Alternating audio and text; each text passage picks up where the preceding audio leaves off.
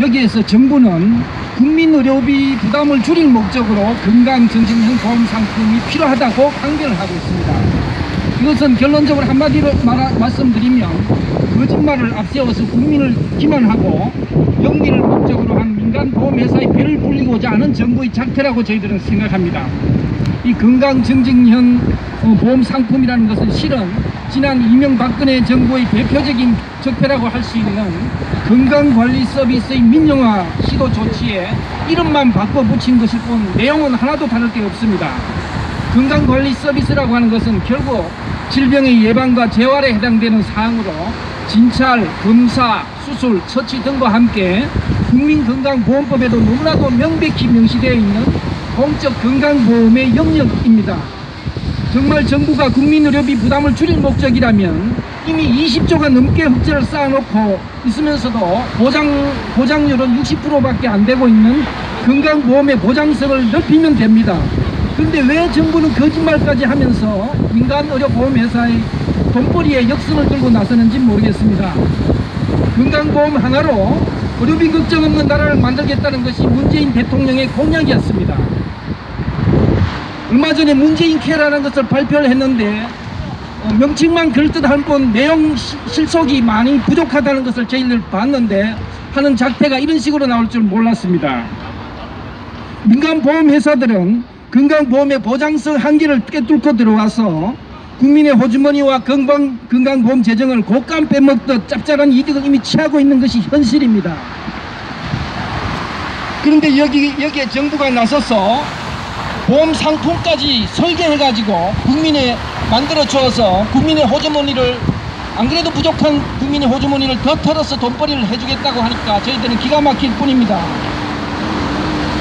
발표된 가이드라인 속에 건강증진형 보험상품 활성화의 5대 원칙이라는 것이 있습니다. 이거는 봐도 정말 가관이 아닐 수 없습니다.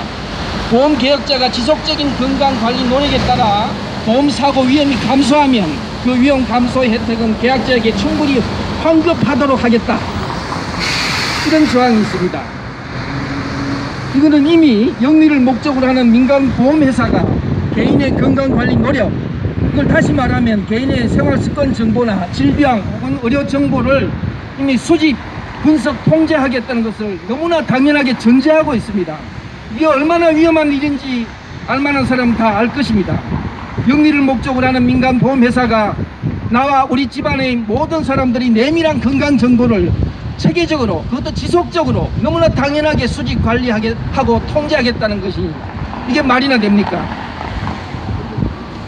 보험계약자를 상대로 건강관리 노력에 따라 보험료 부담을 완화하는 상품을 적극 활성화하겠다고 했는데 이 이야기를 거꾸로 새기자면 건강관리 노력을 미처 못하는 사람들한테는 보험료 부담을 더 지우겠다는 이야기는 이와 다름없습니다.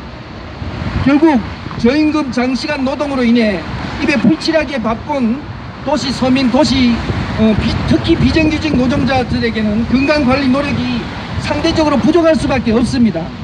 이들에게 고액의 보험료 부담을 안기든가 보험계약에서 아예 배제하겠다는 뜻이 아니겠습니까? 이건 결국 건강의 빈익빈 부익부를 더욱더 부추기는 그런 정책이 될 것입니다.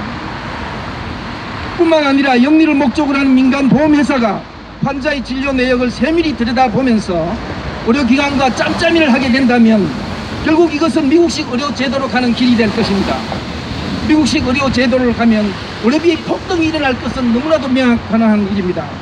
지난 1년 전에 우리 국민이 바로 이 자리 대추마를 반납하고 광화문까지 달려와서 촛불을 든 것은 바로 이러한 적폐를 청산하고 정말 국민을 위한 정부가 세워지기를 간절히 바랬기 때문입니다.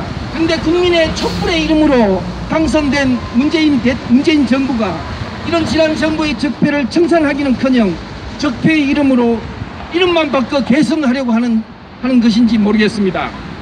정부는 당장 이 건강증진형 보험상품 가이드라인이라는 것을 즉각 철회하고 국민을 위한 의료정책을 펴시기를 바랍니다.